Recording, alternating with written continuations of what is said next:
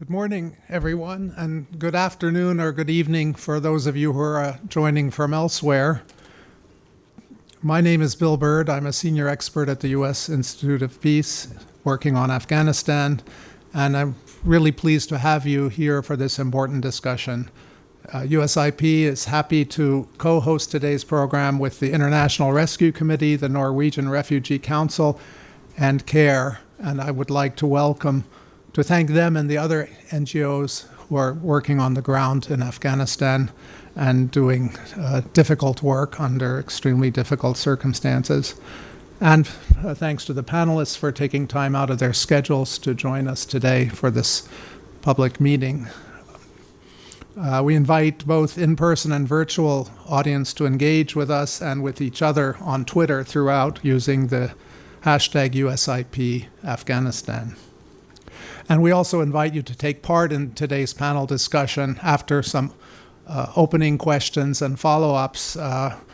Those of you who are connected virtually can ask questions in the chat box, while those of you who are here in person can fill out the cards and ask questions. Please give your name and affiliation when you do so, we'll give you credit for those questions. We certainly can't promise to respond to all questions, but we'll certainly try to respond to some of them in the latter part of the meeting today. Well, as a peace-building institution founded by the U.S. Congress more than 35 years ago, USIP has been actively engaged in Afghanistan since 2002. And even though so much has changed since August 2021, we are continuing to try to pursue that important agenda.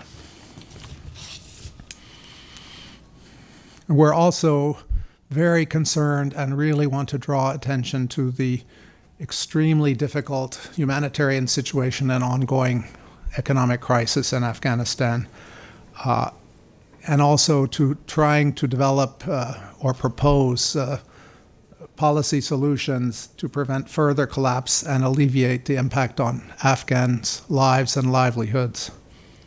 And recently, the humanitarian situation has only gotten worse, more urgent, compounded by the Taliban's increasing restrictions against Afghan female staff working in NGOs and the UN, as well as, of course, the education bans, which I'm sure most of you in the room are familiar with.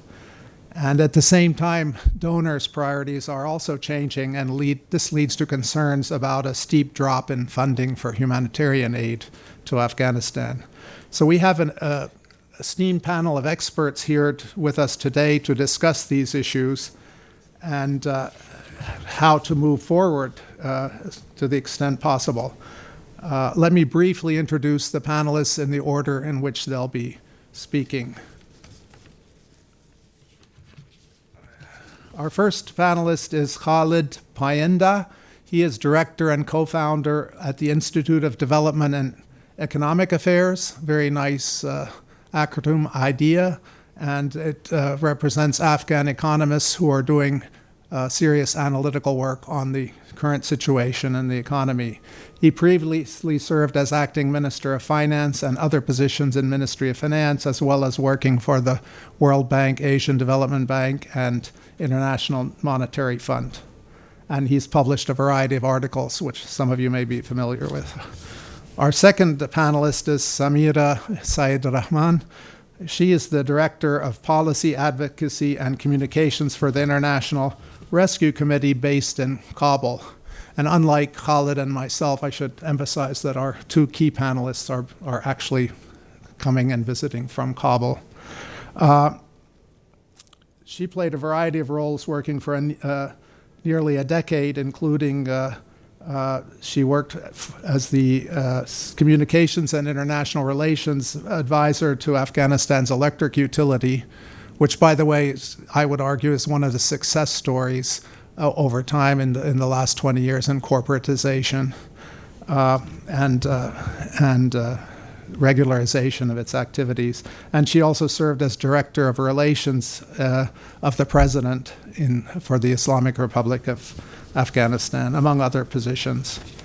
And our final panelist is Melissa Cornet, pronounced correctly, more or less? Okay. She is a researcher focused on gender issues based in Kabul since 2018, so quite a lot of experience encompassing both the Islamic Republic and the more recent situation. And she's spent 5 years working for local and international organizations to document and advocate on issues like women's economic empowerment, violence against women, women's participation in the humanitarian response, and the impact of the food crisis on women and girls. She is CARE's humanitarian advocacy advisor and continues to work in Kabul and in the provinces. Prior to working in Afghanistan, she worked for human rights institutions such as Human Rights Watch, Worldwide Federation of Human Rights Leagues, or the Leitner Center for International Law and Justice. Full disclosure, I'm an economist, so I'm not familiar with human rights, right? Okay, so what we're going to do is I'm going to start with an initial question for each of the panelists, and then maybe some follow-up questions, and then during that time, we'll gather questions from the online audience as well as here, and we'll try to respond to some of them. So, starting with Khalid Painda, I mean, Afghanistan is facing a humanitarian crisis, but underlying it are deep economic problems. And could you briefly outline what is happening in the Afghan economy, how it's affecting people's lives and livelihoods, what has led to the crisis, and what are the economic prospects? Please go ahead. Thank you very much. Thank you, Bill. Thanks to USIP for this timely discussion on Afghanistan, where spotlight might be shifting to other issues. I think it's important to bring attention and focus back to Afghanistan, where a lot of people live in a very difficult environment, human rights wise, but also economically. So just a recap of the last 22 or 23 months since the collapse of August in 2021. 1/3 of the economy was wiped out overnight when $8 billion of aid was withheld because of the collapse. And this meant that a budget where 2/3 of it to half of it was financed by donors, but also similar amounts going off budget could not be delivered, and it meant loss of livelihoods for literally hundreds of thousands to millions of people in Afghanistan. Inflation skyrocketed because of the situation in Afghanistan, but globally with post-COVID issues, with basic food items and peaking in July 2022 to 50% increase of year-on-year on prices. People had difficulty accessing and withdrawing their limited, meager funds that they had with the banking institutions, hundreds of dollars they could not, because of the issue with liquidity. So the desperation was at a high level. The situation has been getting worse gradually. I'd be interested to hear from Samira and Melissa on what their take is, but from 18 million people in need of assistance in mid-2021 to an estimated 28 to 30 million right now need humanitarian assistance is a dire situation in any context, and time or place. This one statistic should give you of the situation in Afghanistan. Private sector in Afghanistan was, in the last 20 years of republic, was developing, it was thriving, but there was a big weakness with it, that it was all tied to aid, that was catering to international security forces, but also international aid. And with the cessation of aid, it abruptly came to a halt. Private sector companies resorted to dire strategies of surviving, either by stopping operations or temporarily closing offices or laying off a lot of people or introducing drastic reduction in wages, which has impacted many thousands of families. So the Taliban fiscal policy or budget has not been a lot of help to people because when you look into the numbers, which are not public, by the way, most of their spending is going into building their Ministry of Interior or Defense. Around 50% of the numbers that I've seen of the latest budget goes to those places where they have hired most of their foot soldiers. Not a lot of money goes into services or health or education. So the fiscal policy has not been helping the situation. Instead, the brutal regime of collecting taxes has been very tough on people, from formal taxes on, say, shopkeepers to informal religious taxes and the countryside on products.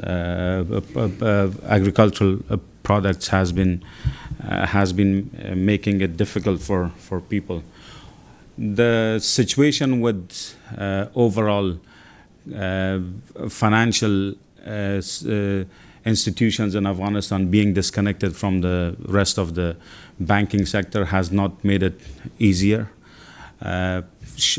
Cash consignments have to be physically shipped to Afghanistan, and there have been limited numbers of them. So the overall situation, while some may give out of context probably statistics that it's stabilizing, it's not stabilizing. If you look into it, it's a gradual decline, and people are, as I presented, statistics are in a worse situation than last year, and last year was worse than a year before. And unless and until there is an engine to growth in Afghanistan, it's very difficult to see a way out of this. Humanitarian assistance cannot sustain an economy, regardless of how big the size of it is. But given the situation in Afghanistan and overall context where there are other demands on international aid elsewhere in the world, it's getting difficult to sustain even the current levels of aid to Afghanistan. So the overall situation, unfortunately, isn't great. What's been sustaining, just to conclude, has been the humanitarian assistance that has been going to Afghanistan. Similarly, remittances, large amounts of remittances, my estimates around $800 million to $1 billion from Afghans to their families, to their ex-colleagues, to their neighbors, has been sustaining a lot of people. And the third one so far had been the cultivation of poppy that had farm gate revenues of around $1 billion for farmers, which going forward with the ban, if that's not replaced with any other alternative livelihood, is going to make the situation much worse. Thank you. Thank you, Khalid. Certainly the numbers tell a dire picture. I think now I'd like to turn to Samira Syed Rahman for the more ground level perspective. Your agency is deeply involved in delivering humanitarian assistance within Afghanistan. And from your ground level perspective, how do you see the humanitarian situation and outlook in the country beyond what shows up in the macroeconomic numbers, which are really daunting? What are the human dimensions of this, what I would call an ongoing tragedy? Thank you, Bill, and thank you to the USIP for hosting us today. As Khalid just mentioned, the numbers are horrific. 28 million people are in need of humanitarian assistance. 15 million of those are facing acute food insecurity, IPC3 levels.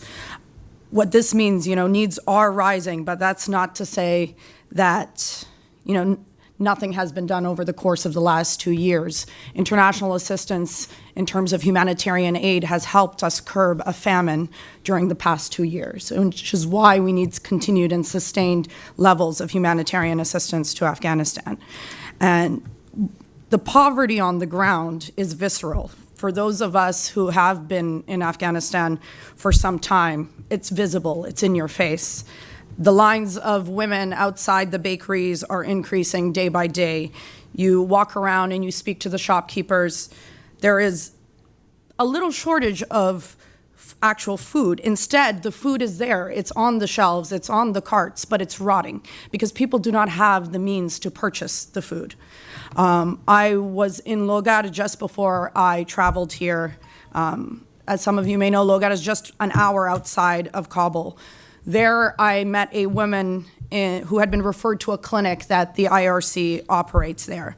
She said that this was for the first time in her life, she was forced to receive cash support, humanitarian assistance. As Khalid mentioned, she's one of those examples. Her husband was working in the private sector for a private company, but with the worsening economy, was forced to be laid off, pushing her family more and more into poverty. And this is the story that you hear over and over again across the country. More and more of the middle class is falling into poverty. More and more of the middle class are losing the economic opportunities, their access to cash that they had in the past, and having to resort to humanitarian assistance. All of our organizations inside Afghanistan have had to scale up our work over the course of the last 2 years, not only because of the rising needs that Khalid mentioned, but also because of the cessation of violence having allowed us to access more of the country than we ever had access to before. We are now able to reach parts of the country that never received public services. I always give the example of Helmand. We are now able to operate in Sangin. We are able to operate in Girishk. These are areas that faced the brunt of the last 22 years of conflict, from aerial bombings to fighting between the Taliban and the ANA. We now have clinics that we have established in those areas. I have visited some of the community-based education program in the villages there. We are able to reach more and more clients across the country. For the IRC in particular, we are now reaching over 200,000 clients a week. That is more than double the numbers that we had before 2021. Beyond that, as Khalid just mentioned, humanitarian assistance is not the solution to Afghanistan's current problems. We need longer-term sustainable development funding to address some of the core issues that are facing the Afghan people. NGOs like IRC, like CARE, and the many who are still operating inside Afghanistan have showcased that it is possible to implement programming in Afghanistan and in a principled way. NGOs have proven that we can work, that we can find workarounds, and that despite restrictions, we are able to reach more and more people. But what is holding us back right now is not our ability to find ways to reach these communities. It is fundamentally a lack of funding. And I think this is something that my colleagues and I will address in later questions. Thank you very much. I don't know.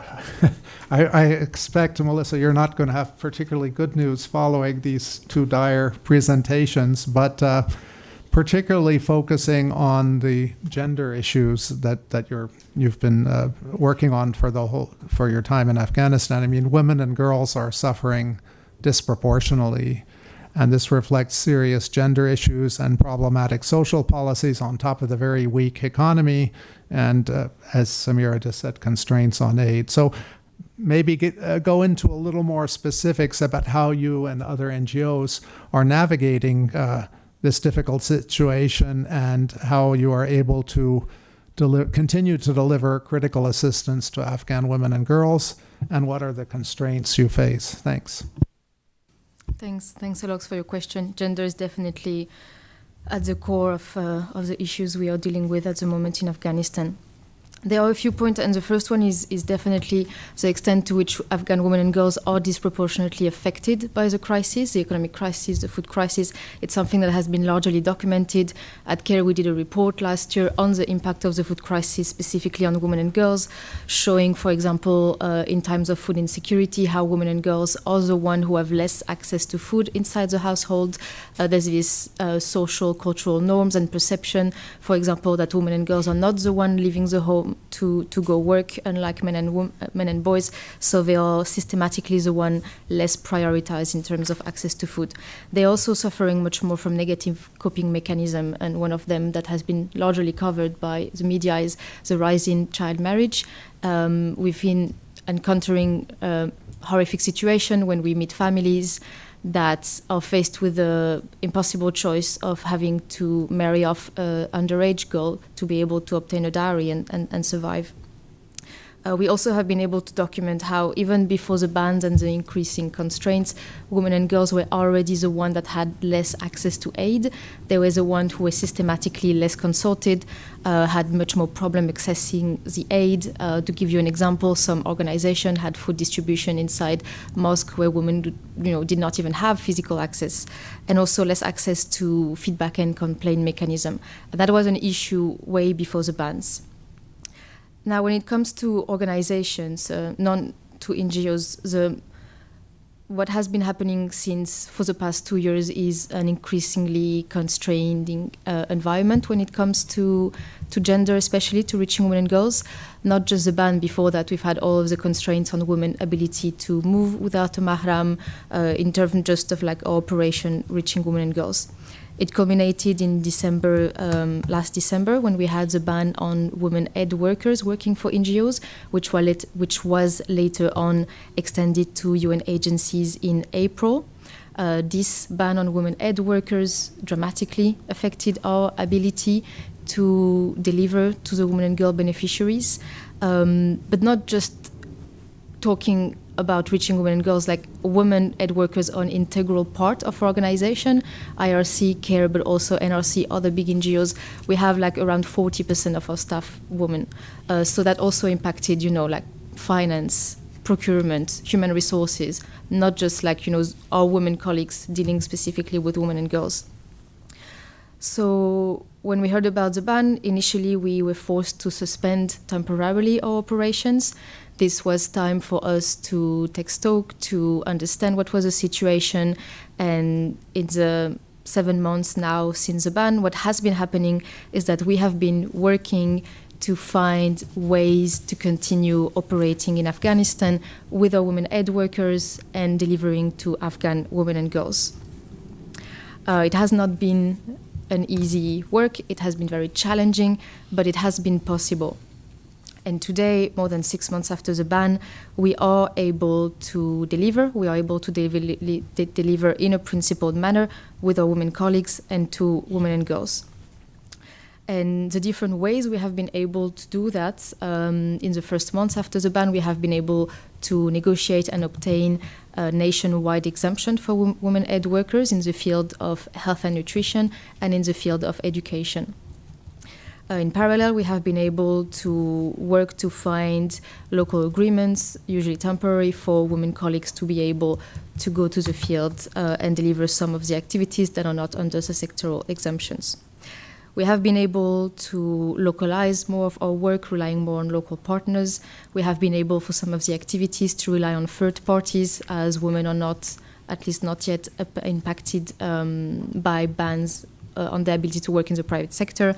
We also have been able, for example, to engage more women in the community so that they can work in complementarity with our women aid workers. So it definitely has not been an ideal situation, but we have been able to adapt our projects, adapt our ways of working to continue delivering.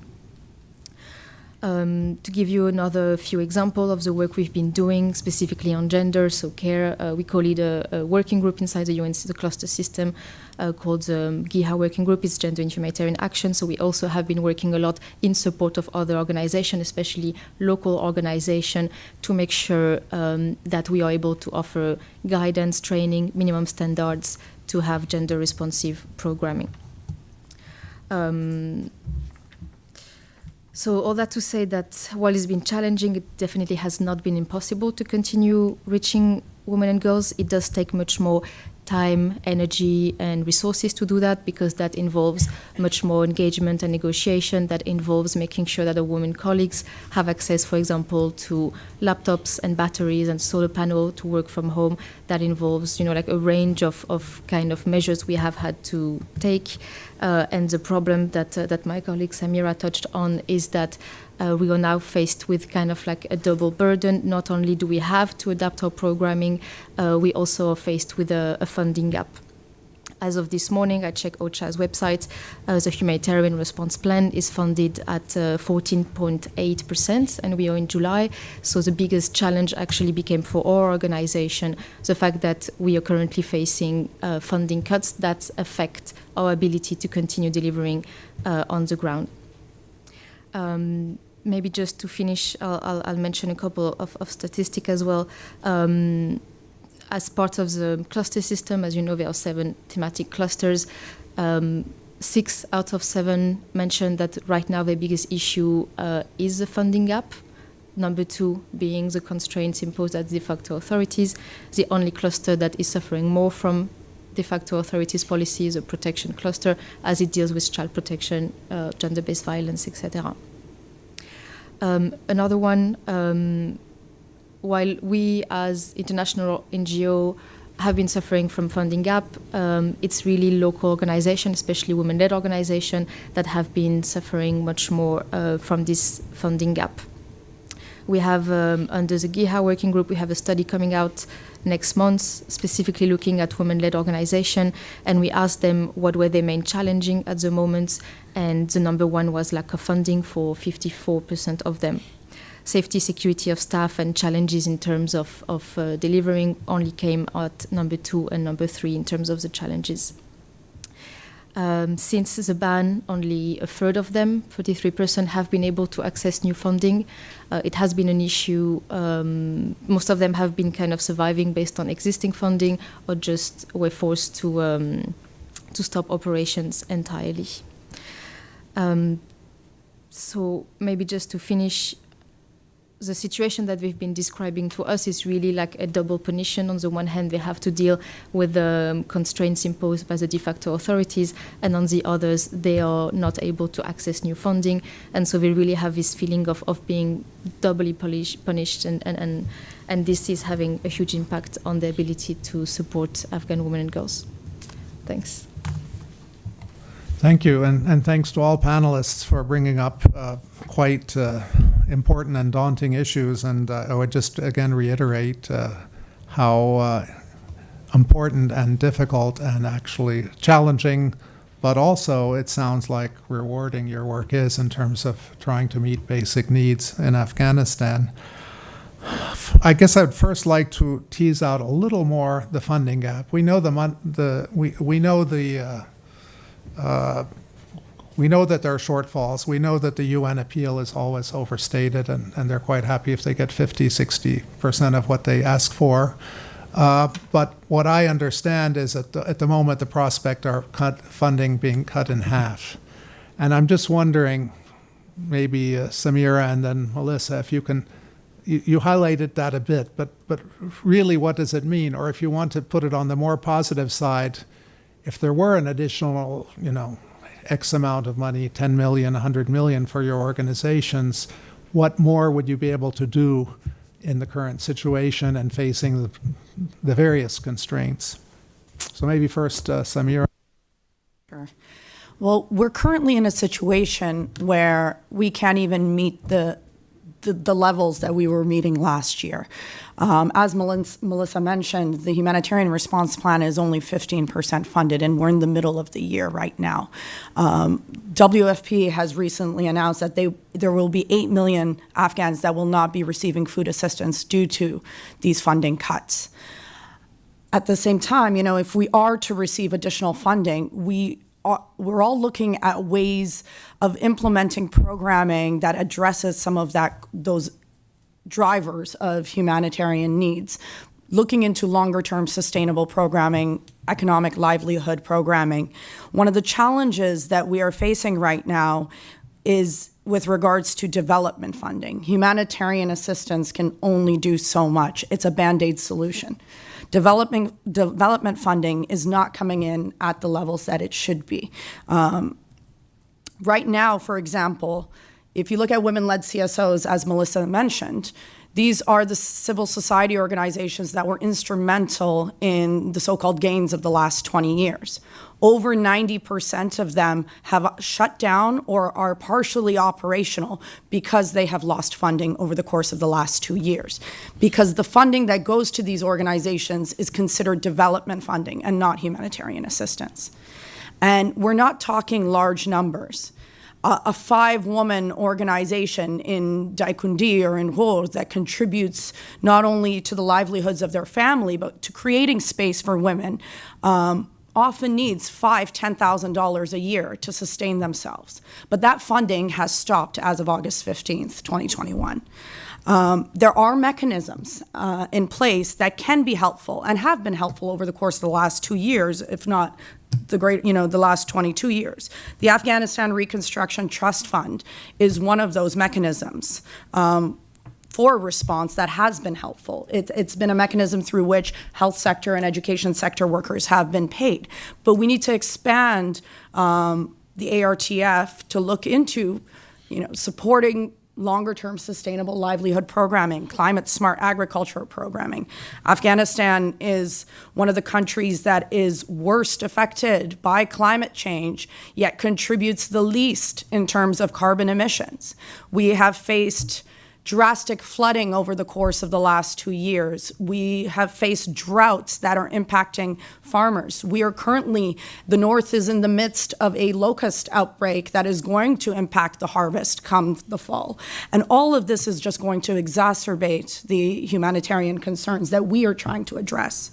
So I'll stop there and then maybe Melissa Let and me Khalid. first just jump in because this humanitarian versus development drives me crazy. As some people in the room are aware, you could actually do basic development under the humanitarian name. So my humble suggestion to donors and others is if the word development is not possible, then do some development under the humanitarian, which was certainly done in the 1990s, very small amounts, and conceivably could be done now. But your points are well taken.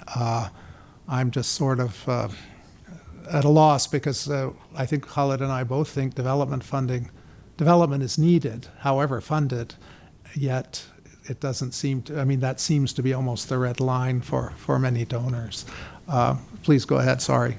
I think when we talk about development funding, there is this assumption that it means large-scale infrastructure programming, that it means transmission lines or hydropower dams. It's not maintenance of small roads from villages connecting people to health facilities. It's not building of washrooms in education centers. That's also development funding, but the word is very scary to the donor community. Thank you. Forgive me, but maybe I'll just ask Khalid to chime in on this issue of development needs, and then we'll go to you, Melissa. Yep, I think humanitarian assistance is not a long-term solution. You need to have development. And right now with the private sector paralyzed, the only feasible source would be for donors to have the development activities, as Bill said, maybe under the guise of humanitarian. A lot of investment that was happening in the last 20 years, all the infrastructure, to what Samira alluded, they need maintenance. How would you maintain those so that at least population have access to, as you said, to health clinics or other facilities to integrate markets? It is important. I think it's doable. I think it's important to look at how money is spent rather than just the quantities.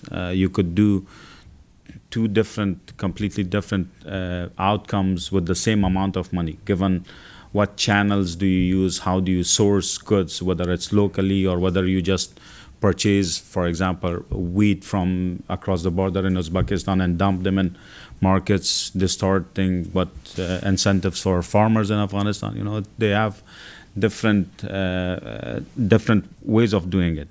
So I think development is possible. There are means if there is the will within the international community with international financial institutions to be a bit more, I would say, courageous and aggressive rather than handing everything over to UN and say this is your responsibility now to do whatever you do with it.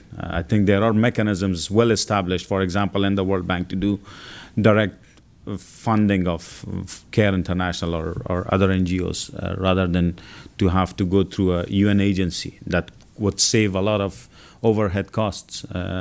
Those are all possibilities.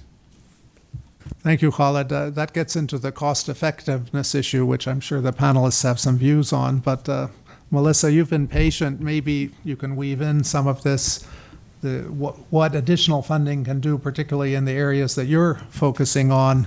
And maybe also, if you want to take it on, are there ways to improve the effectiveness, given particularly, effectiveness from donor side too, in terms of either requirements, costs, etc. Sure, thanks. No, I fully agree with both of my panelists. What the funding gaps mean right now is simply that we have to stop projects. We've had in several provinces have to stop a mobile health team or food distribution or cash distribution, finding ways for the staff to go on the other project, but it's becoming really, really challenging for us. And I fully agree with the need to find ways to go back to more sustainable projects. I think the concerns we have right now is for the past 2 years we've been able to avert a famine with the support of the donors. The donors have been very mobilized, the US government being the main one.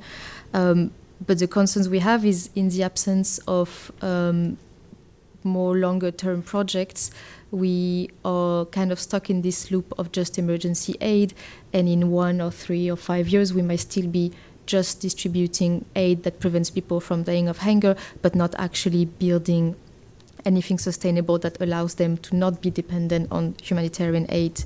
And like Samira mentioned, some of the projects we're looking at, for example, in the livelihood fields, are very, very small scale. We're talking really about being able to distribute poultry to families or helping them set up a kitchen garden so that they can grow, their own food. We're talking about tailoring, embroidery training. So this is really, really small scale, but this is really a way for us to make sure that that the aid we're distributing is sustainable for the Afghan families.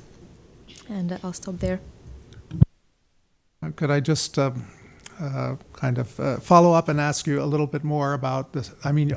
Is the work on gender, particularly like you're talking about, some of the livelihood issues, making sure food gets delivered to female-headed households, or making sure women are not just completely left out of say, basic food or other kind of livelihood assistance?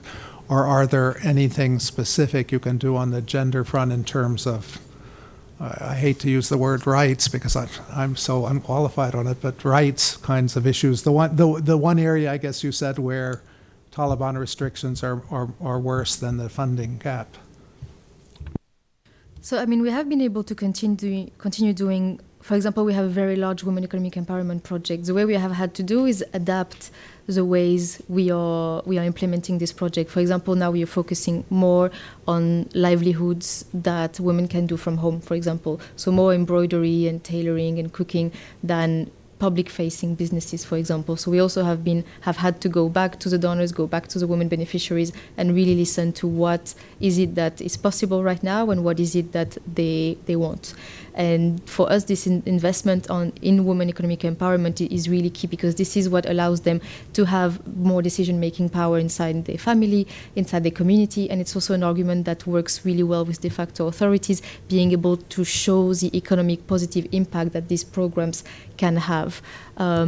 We've found quite counterproductive when we talk about when we talk with de facto authorities about these projects to get a rights approach. So we're really talking more about the benefit for the community, the benefit for the children, the benefit for the families, for the health situation. So it's really something that has been very successful, that we are able to continue doing, and that we are now really looking to at least maintain and, if possible, expand. And is the funding for that part of it adequate, or could more funding be provided that would allow you to scale it up more? I mean, when you compare our portfolio before and after August 2021, we went from like 70% development, livelihood, and 25% humanitarian to exactly the contrary. Now 75% for project are pure humanitarian and 25 is development.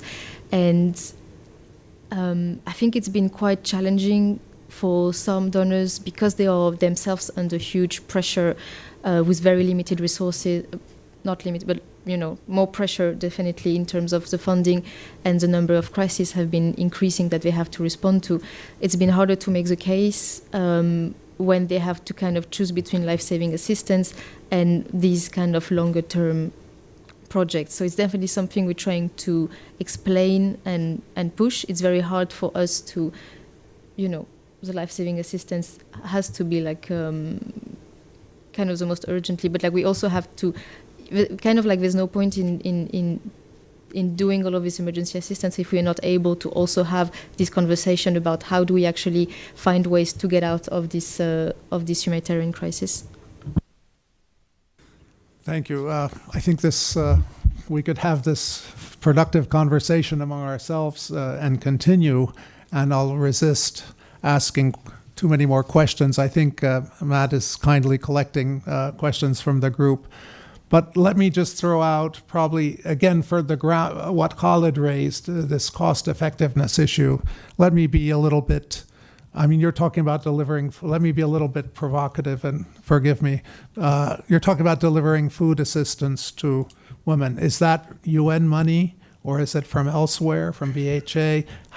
Are there ways the procedures could be improved and made simpler and avoid perhaps, I don't know what you want to call it, cascading overheads by different agencies, which you're maybe the last one, and you need to cover your costs within Afghanistan, but there are many, many others. So without maybe being too specific, but are there some obvious issues both of you or either of you faces in terms of, or more positively, are there ways you see that the cost effectiveness of your own assistance could be improved by either different procedures, and we haven't even talked about the banking constraints yet and the cash shipments, but anything you'd like to raise in this as a suggestion for this Washington audience. So maybe first Samira and then Melissa. Sure. Even UN funding does come from alternative sources as well, right? So it's not their independent funding. It is coming from different donor capitals. One of the ways in which some of the, aid can be more effectively utilized in Afghanistan is decreasing some of these layers that we're having. I know it's been a difficult time period for the international community, having shifted from, we were advocating for a lot of on-budget assistance, but on-budget assistance to entirely off-budget bilateral assistance to the UN or directly to NGOs. As you mentioned, one of the challenges is the ability to get cash into the country. We are having cash flown directly into the country, and then that comes to us. One of the challenges then comes, the bigger challenge isn't for INGOs, I would say, it is for national organizations. For them to access funding, it has become increasingly difficult. For the mechanisms, the compliance, the requirements that are needed to access funding in the current environment with increasing monitoring, with increasing scrutiny on every dollar that we spend in Afghanistan, it makes it that much harder for a local organization to access funding. I think we need to, I think the international community does need to look at how can we streamline that process. INGOs implement over 70%, and national NGOs implement over 70% of the UN's programming right now in Afghanistan. There are ways to directly and bilaterally fund international organizations who can then work with our local partners. And disproportionately, it is women-led organizations that are struggling the most in accessing this funding in the current format. Melissa? Thank you. I mean, I don't have much to add. I fully agree with Samira. We really see that in the project, donors, contracting a UN agency, contracting an international NGOs, contracting a national NGOs, and at each of these layers, you get overhead costs that are being kind of spent. It's really been one of our big focus, especially on gender. Like, for example, Care in Afghanistan, we have 6 local partners who are women-led, and so we've really been working also on the capacity building, not just for the project, but making sure they actually are able to access international funding themselves, which is very challenging. Everything related to, due diligence, audits, all of the reporting we have to do to the donors now.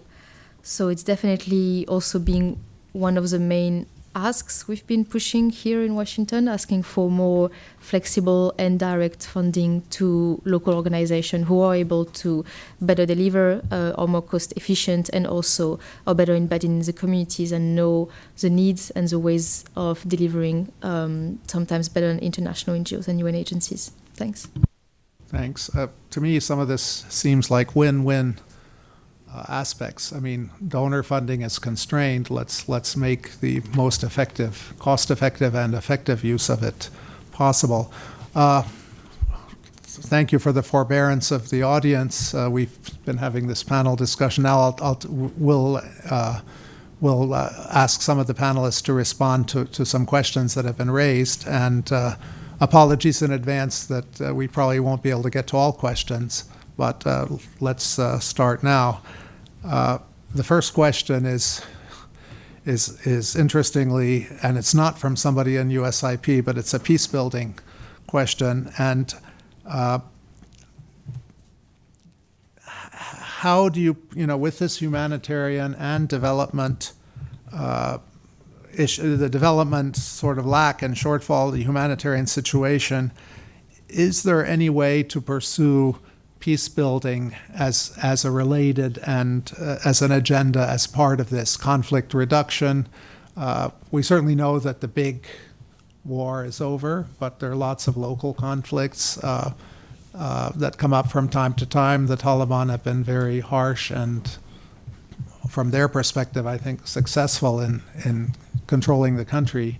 But a lot is happening, and maybe starting this time, let's go again with Samira and then Melissa. Just in the local level, do you find ways to ease conflict? Is there any ways to inject the peace building issue into some of your work? And again, let me stress, this is not my question. This is not USIP asking this question. It's from ICAW. Well, we don't work on peace building programming at the International Rescue Committee in Afghanistan. Our main programming, as has been discussed, is in the areas of life-saving response, but also some development work addressing livelihood concerns. I think before we can talk about the peace building question, we have to address the engagement elephant in the room. In order to do peace building, you have to engage with the authorities. There is no way to do peace building without engagement. And I think oftentimes, especially here in DC, there is this perception that engagement means collaboration, and that's certainly not the case.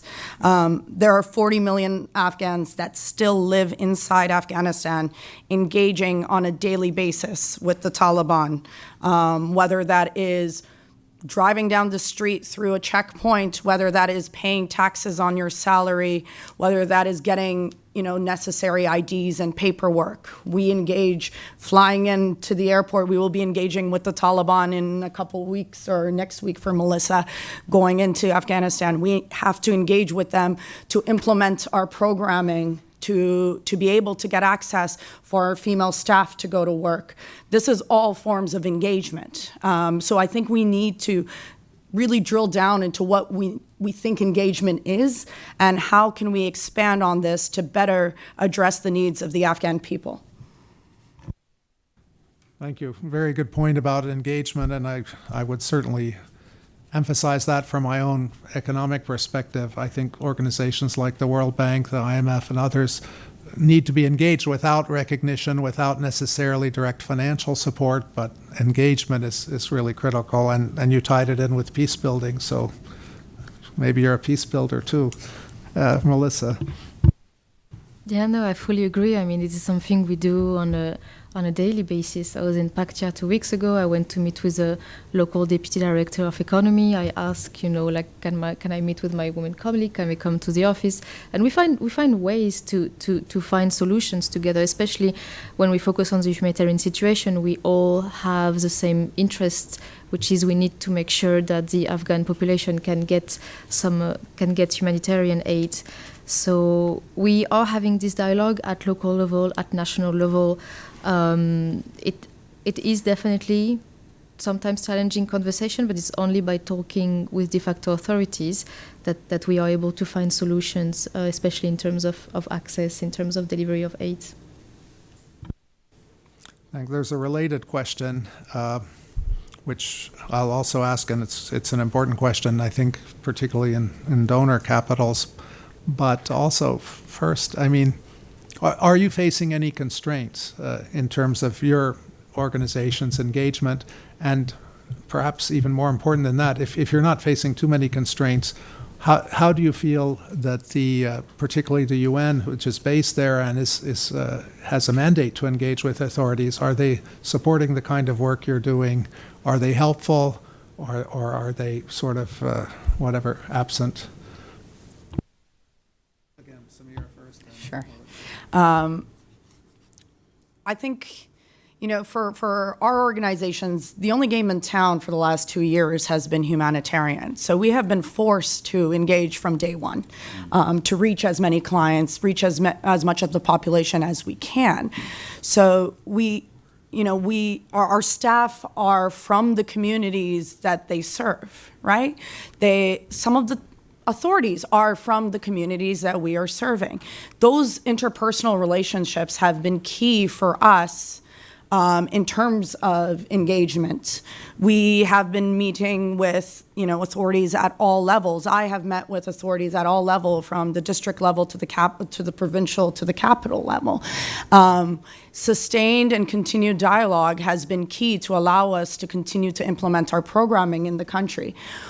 In terms of whether or not other agencies have that same sort of reach, again, most of their programming is implemented by us. So we are the ones actually, for the most part, in the communities, getting these exemptions, implementing programming, reaching those who are the most vulnerable across the country. So that has situated us, I would say, in a way where it's easier to have those difficult conversations. That's not to say it's been easy overall. These restrictions and constraints are there. It is a very difficult operating environment, but we are trying to look for as many innovative and creative ways to get around some of this.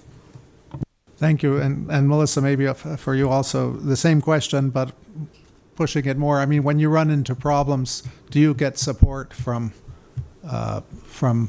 I guess it would mainly be the UN. They're based there, although there are a few donor offices also in Kabul. Do you feel you're adequately supported, or you might need more support?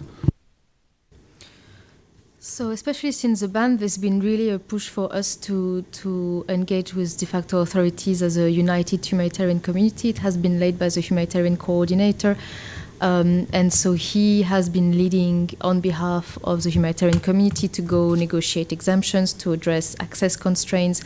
And so it definitely has been one of the points that allowed us to address some of the constraints.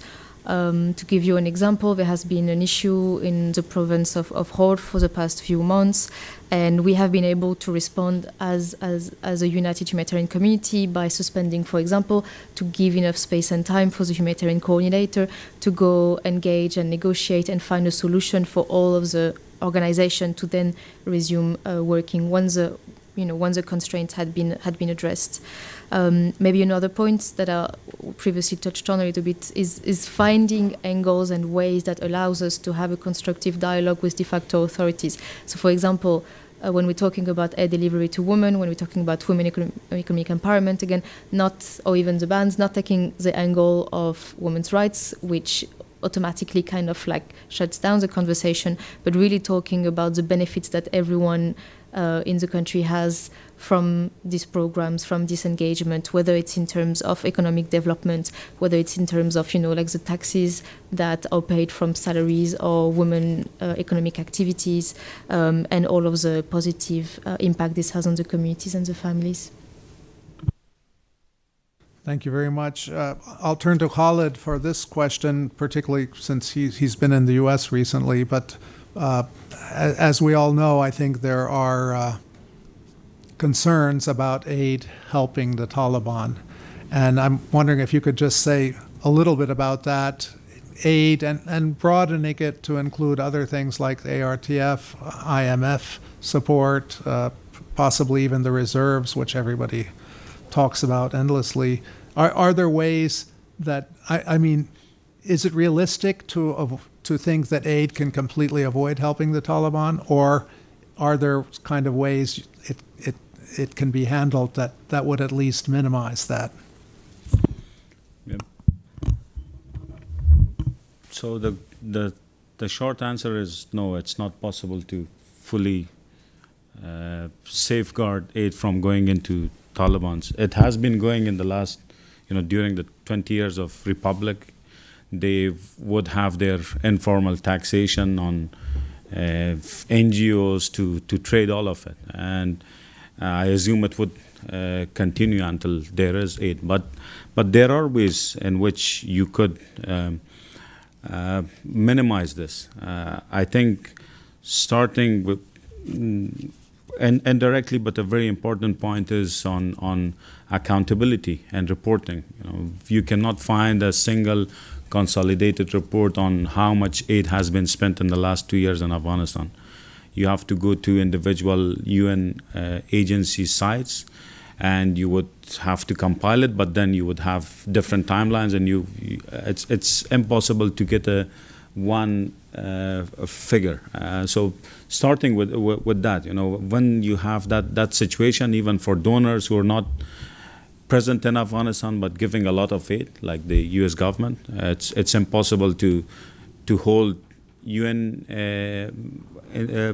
agencies, international NGOs, national NGOs accountable to anything. So I think a baseline would be to make sure that there is timely, accurate reporting and consolidated reporting on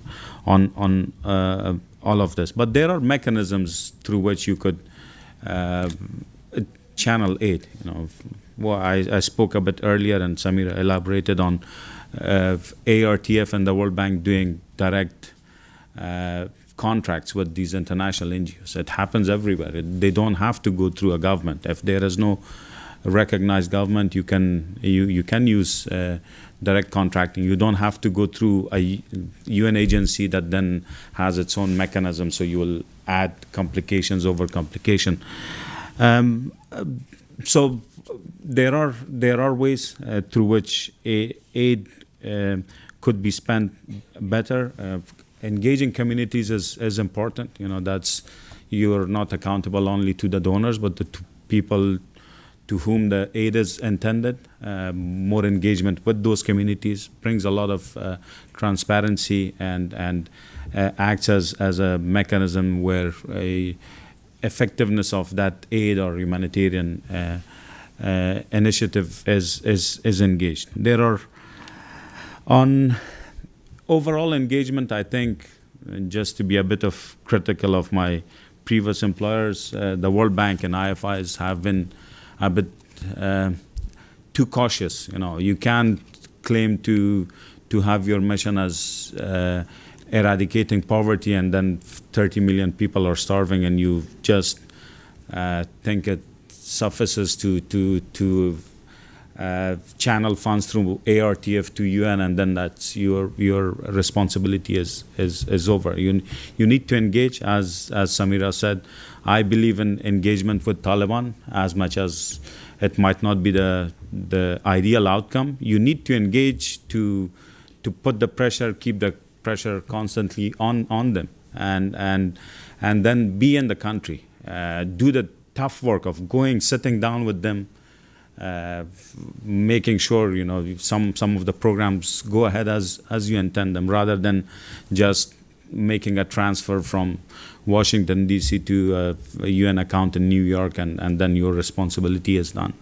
I think also for overall economic surveillance, IMF has a role to play, and they bring a set of skills that no other institutions have. You're not dealing with a simple humanitarian situation. It's a complex economic situation that needs to look at fundamentals of economics, and you have to look into them. Where is the engine of growth? What can be done? How can you engage private sector into this all to improve it? So I think that there are ways, but it needs a bit more initiative, more engagement, more on the ground presence by the big actors. Thank you, Khalid. More technical question, I think, related to supporting private businesses. Is this, can you do it under humanitarian business? And this relates to the whole point of private businesses and women-led businesses, which you've talked about. Can you do that under humanitarian funding, or is there some way to do it? And also, how do the Taliban authorities react? You'd already addressed this a little bit, Melissa, but maybe, when you're talking about women's economic empowerment, women-led businesses, women-led, I guess businesses, because women-led NGOs by definition are not allowed to, because they're not allowed to be employed, right, by NGOs. So maybe Melissa first, then Samira on this issue. And one other technical question, sorry to throw them all at you, but I realize we're soon running out of time. Has the ban on foreign currency, use of foreign currency by the Taliban, impacted any of your activities, particularly direct cash interventions? And if so, are there workarounds? So maybe Melissa first. Sorry, that's a bunch of questions, but these have been very good questions from the participants. Thank you, and I'll try to be brief. On the private businesses support, especially looking at women businesses, I think we're quite limited, both in terms of the scope of the project and the size of them. And we're also not working on the macroeconomic level. We can only help the woman who is setting up her business. And what I see a lot when I meet with them is like they're very happy about the support. We got the training, we got, for example, like the machine to do the embroidery and all. But the economy is in a stage where they don't have clients anymore, for example. So we are able to kind of like do our part to support these small businesses. But then until the economy is supported and is able to restart, they went from like having 10 clients a week before August 2021 to now having maybe 1 to 2 clients a week. So they are not also able to sustain themselves in that sense. Then when it comes to the foreign currency, it was very challenging for NGOs to operate in the first few months after the regime change. And I think there was a lot of frustration at the time because the donors were very supportive. We had a humanitarian crisis. We were able to respond. But the main problem we had at the time was how can we actually, get cash into the country to implement all of these programs. Since then, the situation really improved, especially when we're looking at OFAC sanctions exemption, when we're looking at UN sanction exemption as well for humanitarian work. So in that sense, that coupled with the UN cash bridge allowed us to go back to more or less, normal operation when it comes to cash flow, payment of salaries of vendors and all of that. So the work done on that front by the US government, by the UN has been very impactful. Quick follow-up on that, and then Samira, do you actually get funds in cash dollars or in Afghanis, and do you distribute them to beneficiaries in Afghanis or cash dollars?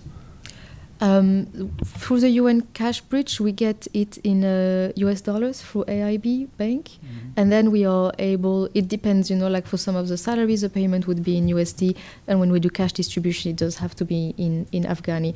I won't go into details because that's not my area of expertise. Samira, over to you. Maybe Samira. Not my area of expertise either, but I could touch up on it a bit. I'll go to the first question in terms of the private sector. Due to the economic situation and government restrictions, surprisingly, we've seen the Afghan women's labor participation doubling during the course of the last 2 years. More women, according to this recent World Bank survey, more women are working right now, but it is in precarious forms of employment, in irregular employment. There's opportunities, again, and that's because more and more of the population has fallen into poverty. More and more women are forced to leave the homes to go out and work to try to put food on the table.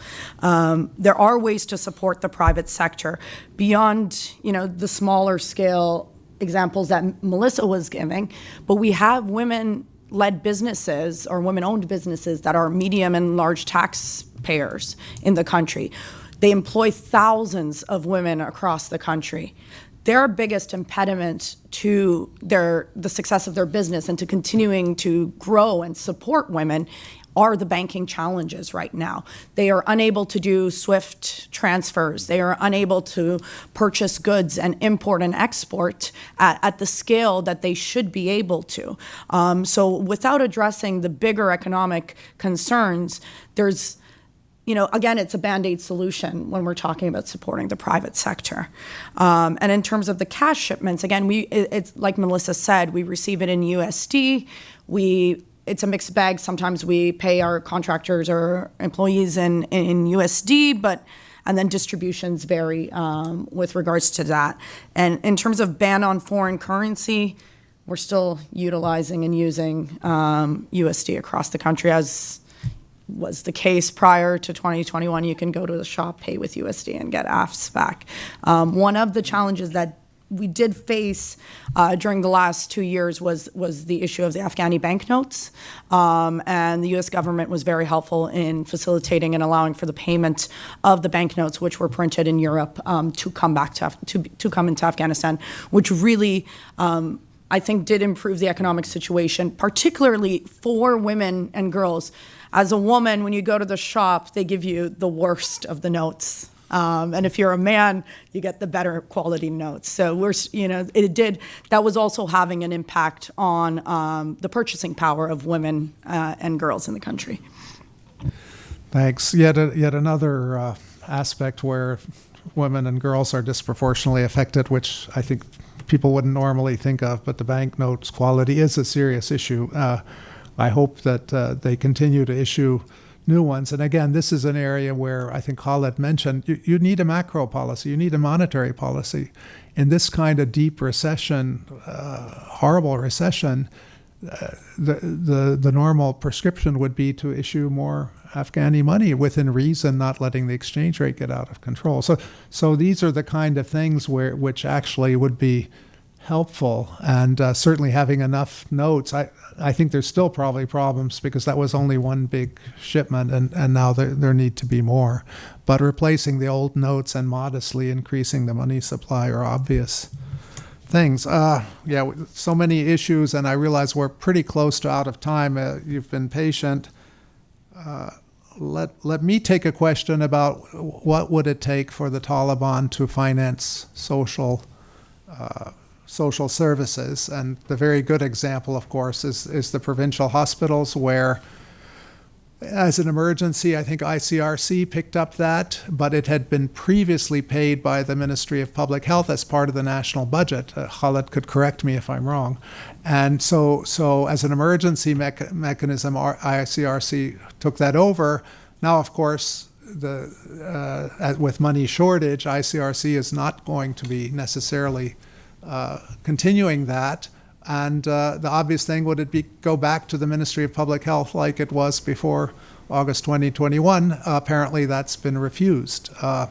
you can debate about the Taliban budget. They spend about the same on security and defense as the previous government did, but that was a war then, right? And now there's not so much open fighting. So, but I guess my response to this question, which is a very good one, is no. I mean, there's almost nothing that can be done to get the Taliban to fund social services that I can think of. Their strategy is to preserve their control, to maintain unified as a movement, and they've done the right things for an authoritarian regime. Control of security forces, control of revenue, which, as Khaled said, they've taken over, and we didn't talk about it. They've actually collected about as much as the previous government, which is really an accomplishment in a weak economy.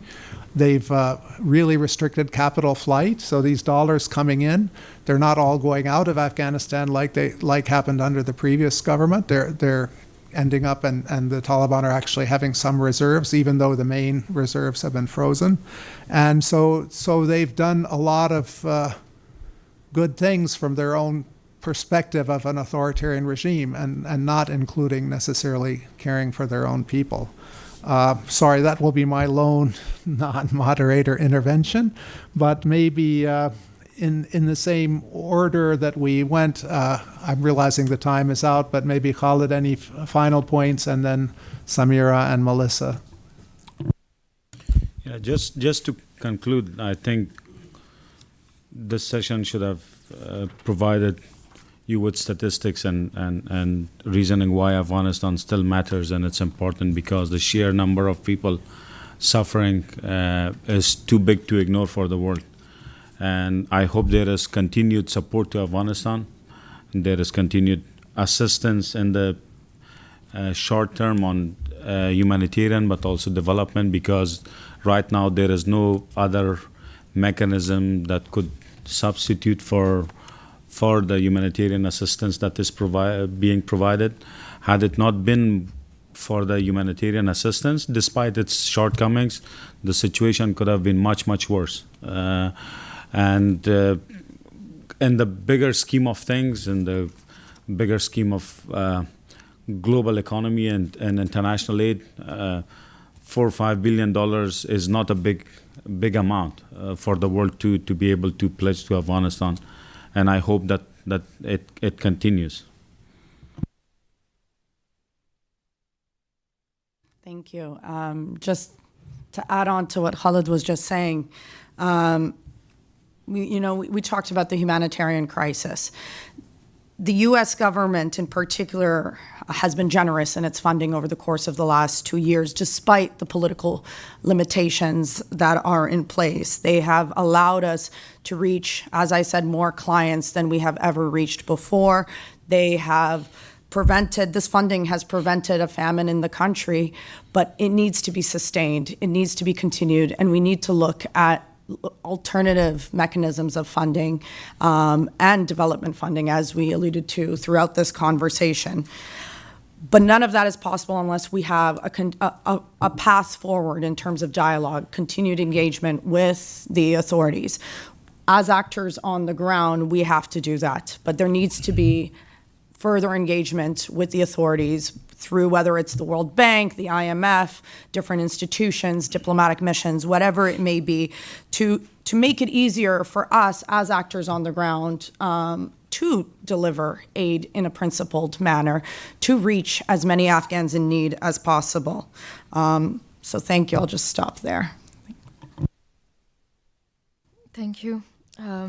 Maybe to summarize the pressure on the Afghan population and humanitarian organization is huge at the moment, from the donors, from the communities, from the de facto authorities, and we really like my colleagues mentioned, at a time where there's really a responsibility for the international community to recommit to the Afghan population, especially Afghan women and girls, and making sure that they do not suffer because of some of the policies taken by de facto authorities.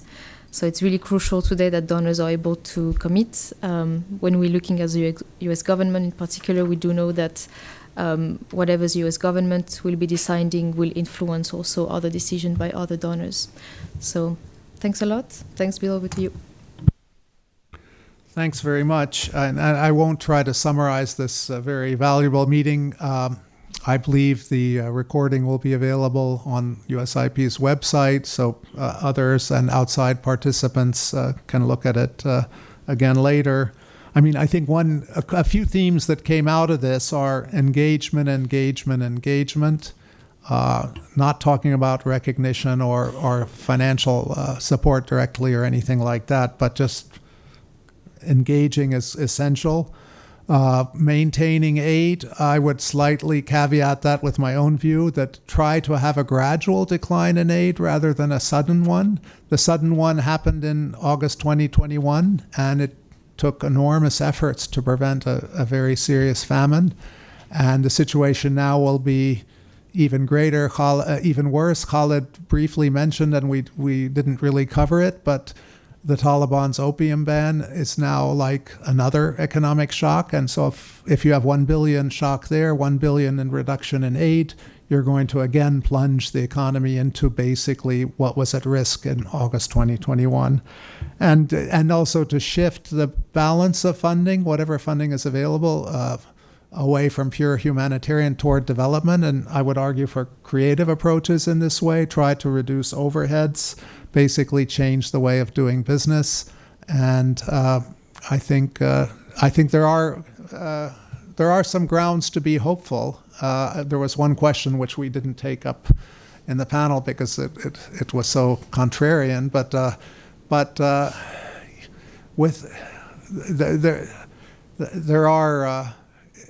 there are possibilities. I'll just mention one is that IDA funding from the World Bank, Afghanistan's normal access to that would be in the range of $200 to $300 million a year. Every year since August 2021, it's been losing that money. And I think that is something that should be addressed along with ARTF and a changed and additional approach to ARTF. So I think there are some positive potentials, as I believe all the panelists said. Khalid particularly emphasized there needs to be a little bit of courage and engagement from the donor side as well to support these people who are really doing amazing work on the ground in Afghanistan. So let's close just with a round of applause to our panelists and to the NGOs working in Afghanistan.